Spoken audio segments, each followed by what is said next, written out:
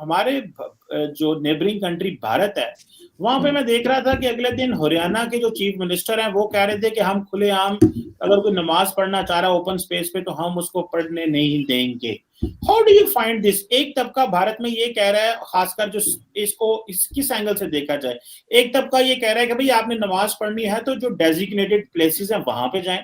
एक तबका वो कहता है नहीं, हम जहां मर्जी नमाज पढ़ना चाहते हैं, खुलेआम अगर पढ़ना चाहते हैं तो वहां पे भी इजाजत दी जाए।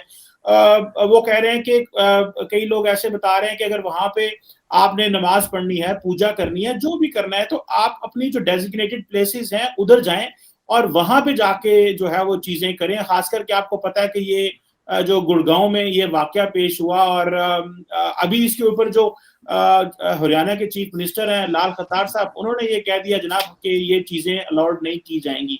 तो उसमें इंडिया जो मुसलमान भी रिएक्ट कर रहे हैं, हिंदू भी रिएक्ट कर रहे हैं। तो आप क्या समझ रही हैं कि ये एक्सट्रीमिज्म सिर्फ यहाँ पे लोग ये समझ रहे हैं कि भारत के अंदर मुसलमानों को रोका जा रहा है कि वो नमाज ना पढ़े, दूसरी जब वहां की सरकार ये कह रही है या लोग कह रहे हैं कि नहीं उनको डेजिग्नेटेड प्लेसेस पे जाना चाहिए। How do you see this? ये जो डायकोटमी है, ये जो मजहबी जो इंतहा पसंदाना रवैये हैं, क्या ये साउथ एशिया में पूरे में है या कि आप समझ रहे हैं कि कुछ पॉकेट्स में है? नहीं सर, अगर तो उनकी गवर्नमेंट्स ये कह रही हैं कि जी जो आपको जगह दी गई है आप वहां जाके नमाज पढ़ें। आप हर जगह, मैं उनकी पिक्चर्स भी देखती रहती हूँ, कभी किसी रोड पे बैठ गए, कभी पीछे गाड़ियां खड़ी हैं, कभी लोग खड़े हैं, कहीं भी बैठ गए और नमाज पढ़ ली। तो वो चीज गलत है। वो सही कह रहे हैं, जहां पे जगह बनी हुई है, आपकी कोई मस्जिद है या कोई और जगह बना रखी है नमाज के लिए, आप वहां जाएं। ये थोड़ी है कि आप सड़क पे बैठ जाएंगे, कभी आपने बसें रोकी हुई है, कभी सड़क पे गाड़ियां रोकी हुई है, कभी कहीं बैठ गए। एक पिक्चर्स तो मैंने ऐसी भी देखी थी कि मस्जिद छोड़ के मस्जिद के बाहर की रोड पे बैठे हुए। अगर यही करना है तो सारी मस्जिदें गिरा दें, फिर ये मस्जिद की जरूरत क्या है? कहीं भी बैठ जाए, जंगल में, सड़क पे, फुटपाथ पे, जहां जी जाए बैठ जाए। फिर इन्होंने वो जो मस्जिद बना रखी है उसको खत्म करके वहां पे कोई स्कूल बना दें, यूनिवर्सिटी बना दें, लाइब्रेरी बना दें, शॉपिंग मॉल बना दें, कुछ भी बना दें। फिर इन्होंने मस्जिद किस खुशी में बना के रखी है? लेकिन वही बात है ना कि हर जगह पे जो है वो हम विक्टिम कार्ड खेलने की कोशिश करते हैं। हम यहाँ पे भी कुछ हम गलत करेंगे, अगर दुनिया हमें जो है वो लान तान करेगी कि जी आप टेररिज्म कर रहे हैं, आप टेररिस्ट को सपोर्ट कर रहे हैं, चले टेररिज्म नहीं भी कर रहे, आप जो है गलत किस्म के लोगों को सपोर्ट कर रहे हैं, चाहे वो टीटीपी हो, चाहे वो टीएलपी हो, चाहे इसी तरह की दूसरी ऑर्गेनाइजेशन हो, चाहे अफगानिस्तान में तालिबान हो, तो आप कहते हैं नहीं जी ये तो इस्लामोफोबिया हो रहा है। और उसके बाद जब आप दूसरी तरफ देखते हैं कि वहां पे मुसलमान जो है वो चौड़ा होकर कहीं भी बैठ जाएगा, सड़क के ऊपर नमाज पढ़नी शुरू कर देगा, कभी किसी के मंदिर में घुस जाएंगे, वहां नमाज पढ़नी शुरू। भाई क्यों जा रहे हो मंदिर में या किसी और की इबादत गाह में आप नमाज पढ़ने के लिए? आपकी अपनी है, वहां पढ़े। इतना प्रॉब्लम है तो जाइए घर पे जाके पढ़ लीजिए। ऑफिस में मैंने तो मतलब नमाज से ज्यादा आसान चीज देखी नहीं इस्लाम में, जो आपको हर तरह से पढ़ने की इजाजत है। आप बैठ के भी पढ़ सकते हैं, आपकी तबीयत खराब है तो आप अगर लेटे हैं तो आप इशारे से भी पढ़ सकते हैं। उसके लिए आप ऐसी चीजें रखी गई कि आप किसी को तंग ना करें। लेकिन हम जानबूझ के ऐसा करते हैं। ये साउथ एशियन मुस्लिम जो है, ये अपने आप को खुद ऐसा बनाया इन्होंने कि सब हमें जो है नापसंद करें। वरना बाकी दुनिया में भी तो मुसलमान रहते हैं, इतनी सारी इस्लामिक कंट्रीज है, कुवैत, कतर और पता नहीं क्या क्या। तो उनके मुस्लिम्स का तो हमने कभी ऐसा नहीं सुना कि वो, आपने कभी देखी कोई पिक्चर के वो पूरा वो जो तोप पहन के घूमते हैं कि वो कहीं पे बैठे हुए सड़क के ऊपर या कहीं मस्जिद के बाहर बैठे हुए? ये सारी नौटंकियां ना हिंदुस्तानी पाकिस्तानी मुसलमानों के अंदर ही है। अच्छा ये बताएं कि पाकिस्तान का मैं देख रहा था, पाकिस्तान के फॉरेन ऑफिस ने भी इस पे स्टेटमेंट जारी की थी कि जनाब ये जो है वो बीजेपी लेड गवर्नमेंट जो है वो मुसलमानों को कांग्रेगेशनल प्रेयर्स जो है वो अदा करने की इजाजत नहीं दे रही और हम बड़े कंसर्न्ड हैं। तो इस तरह तो क्या आप क्या समझती हैं, ये क्या इंडिया के अंदर कवानीन बना रहे हैं? लेट्स से फॉर एग्जांपल अगर हिंदुओं को या सिखों को इजाजत है कि वो कहीं पे भी अपने कर सकते हैं, तो फिर मुसलमानों को क्यों ना दें?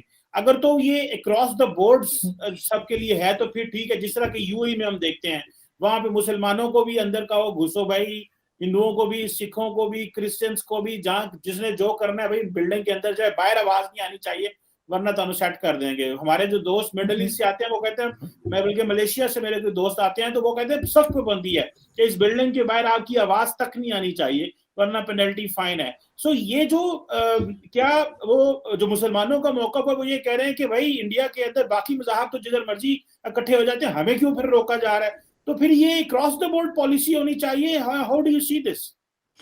सर सबसे पहले तो पाकिस्तान की तरफ से जो स्टेटमेंट गया है, पाकिस्तान को स्टेटमेंट देने का कोई राइट इसलिए नहीं है कि हमारे यहाँ खुद का जो माइनॉरिटी है हमने उसको कौन से राइट्स दिए या कौन सी उनकी बात ऐसी है जो हम उनका ख्याल करते हो. मंदिर हम उनके तोड़ देते हैं, गुरुद्वारे हम जला देते हैं, चर्च हम जला देते हैं. तो हमें ये राइट कहीं से है नहीं. या तो हम खुद ये सब कुछ ना करें ना, तो फिर हम जाके जो है ना वो जिसे कहते हैं ना खुदाई फौजदार बने. लेकिन जहां तक इंडिया की बात है तो उनमें उन्होंने ये मैंने maybe I am wrong, लेकिन मैंने सिर्फ ये सुना है कि उन्होंने लाउड स्पीकर जो है उसको कहा है कि जी आप आवाज कम रखें या फिर सिर्फ अजान के वक्त इस्तेमाल करें. इसलिए कि वो सुबह से जो शुरू होते हैं तो वहां पे भी शायद वो पूरा दिन ही कुछ ना कुछ करते रहते हैं, तो जो आसपास घर हैं वो लोग तंग होते हैं. और यही चीज मेरे ख्याल है उनके मंदिरों में और बाकी सब जगह पे भी यही होता होगा कि वो आवाज जो है वो एक खास टाइम के लिए होती होगी और फिर उसको कम किया जाता है. क्योंकि मैंने सोनू निगम जो सिंगर हैं इनके बड़े मशहूर, बहुत अच्छा गाते हैं, और उनका इंटरव्यू मैंने देखा था और उन्होंने कहा था कि जी ये सुबह से जो लाउड स्पीकर उनके घर के पास कोई मस्जिद थी कि वो शुरू करते हैं और शोर जो है वो खत्म ही नहीं होता. और मौलवी साहब जो है वो नमाज के अजान के बाद उसके बाद की भी कुछ उनके जो कहानियां होती हैं वो सुना रहे होते हैं. तो सोनू निगम ने कहा था कि बड़े डिस्टर्ब होते हैं, तो लाउड स्पीकर नहीं होना चाहिए. तो लाउड स्पीकर तो मैं भी कहती हूँ पहले तो यही मौलवी थे, अगर आपको याद हो तो यही मौलवी थे जो कहते थे लाउड स्पीकर हराम है, और अब इनको लाउड स्पीकर चाहिए. पहले तो कुछ टाइम पहले मैंने सुना था कि मतलब ये कहते थे कि जी लाउड स्पीकर जो है इस्लाम में हराम है. अब ये सबसे ज्यादा जो है लाउड स्पीकर ये मौलवी ही इस्तेमाल करते हैं. इसी तरह से टीवी चैनल्स को कहा करते थे कि जी टीवी चैनल्स हराम है.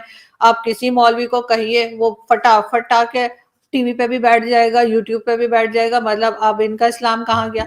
तो ये इनका अपनी मर्जी का इस्लाम है और वो भी आपस में मैच नहीं करता. मतलब दो जो लोग होंगे जो आपको इस्लाम की टीचिंग दे रहे होंगे, इस्लाम के बारे में तबलीग कर रहे होंगे, वो दोनों के आपस में ख्यालात नहीं मिलते होंगे.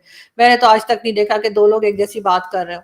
तो ये सब चीजें जो है ये सिर्फ ये इत्तेफाक से या बदकिस्मती से सिर्फ और सिर्फ साउथ एशिया में ही है. वरना अगर इधर भी उसी तरह से बिहेव किया जाता जैसे बाकी दुनिया में करते हैं तो हम भी कुछ प्रोग्रेस कर गए होते.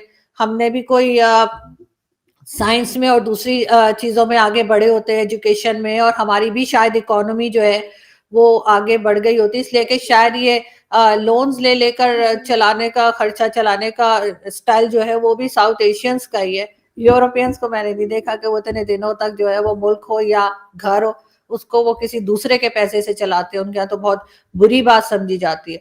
लेकिन यहाँ पे हम जो अगर कोई अच्छी बात, जाहिर है हर मजहब कुछ ना कुछ अच्छी बातें भी सिखाता है, तो वो जो अच्छी बातें हैं उन्हें तो हम फॉलो नहीं करते. लेकिन हाँ, किसी की जिंदगी खराब करनी हो, किसी को मार देना हो और इस तरह की प्रॉब्लम्स क्रिएट करनी हो तो वो जरूर फॉलो करते हैं. बल्कि एक मुल्ला की तो मैंने वीडियो देखी थी, उसमें वो कह रहे थे कि ब्लास्फेमी लॉ के ऊपर बात कर रहे थे कि ना सिर्फ वो जो ब्लास्फेमी करता है उसको वो वाजिबुल कत्ल है, बल्कि अगर कोई उसको बचाने की कोशिश करता है, सपोर्ट करता है, तो उसको भी मार दो. और इस किस्म की बातें यहाँ पे बैठ के कर रहे हैं और सब लोग सुन रहे हैं. ना कोई अरेस्ट करता है, ना कोई पकड़ता है, ना कोई सजा देता है. उसके बाद पाकिस्तान का इससे बुरा ही हाल होता हुआ नजर आ रहा है, बेहतर नहीं, क्योंकि सही करने वाला कोई है नहीं. सही करने वाला कोई भी नहीं है. और जारी बात है कि यहाँ पे जैसे मैं देख रहा था कि यूरोपियन यूनियन कह रही है कि आप अपने ब्लास्फेमी लॉज बदलें. आप माइनॉरिटीज को प्रोसिक्यूट करते हैं, उनको बेचारों को दबाते हैं, मारते हैं. और रिसेंटली भी एक यूरोपियन यूनियन का डेलीगेशन आया था, वो भी ये कह रहा था. और बल्कि हमारे फॉरेन मिनिस्टर वहां पे गए तो वो कश्मीर की बात करने थे, लेकिन उन्होंने कहा भाई उन्होंने सियालकोट वाकये को सामने रख के बातें करना शुरू कर दी कि आप अपना ह्यूमन राइट्स रिकॉर्ड ठीक करें. सो दुनिया अब हमें कह रही है डू मोर ऑन दिस. सो ये एक्सट्रीमिज्म एक इस तरह का चैलेंज है जिसको जारी बात है सारे सियासतदान और हुकूमती पार्टी दबाने की कोशिश करती है. कि ये एक वाकया अगर आपको पता है कि हमारे डिफेंस मिनिस्टर ने कहा था बच्चे थे, जज्बात में आ गए, जज्बात बह गए, उनके बच्चों को खून जो जोश मार गया. अब ये जोश की जो कॉस्ट मुल्क को पे करनी पड़ती है, डिफेंस मिनिस्टर को क्या इस चीज का अंदाजा हो कि जो इस तरह के extremist and violent and terrorist दिमाग के लोगों को कहेंगे बच्चे जोश खा गए. अब इसको अगर इतना नॉर्मल हम लेंगे तो इसमें क्या एक इंप्रेशन जा रहा है पाकिस्तान की मुआशरे में और सोसाइटी में.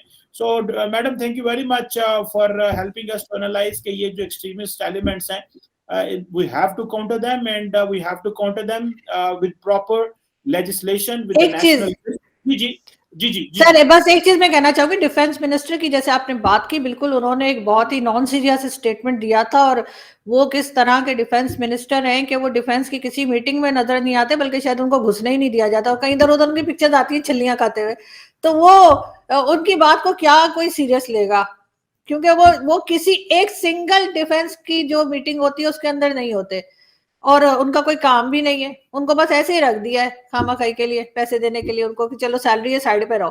तो वो उनकी बात को इतना सीरियस नहीं लेने, लेकिन हमारे यहाँ मेजोरिटी की यही सोच है, मेजोरिटी लोगों की, चाहे वो कैमरा के सामने हो, चाहे वो मिनिस्टर हो, चाहे वो मिनिस्टर ना हो, मेजोरिटी की हमने सोच ये बना दी है, और अब उससे निकलना जो है पाकिस्तान के लिए वो एक बहुत बड़ा चैलेंज।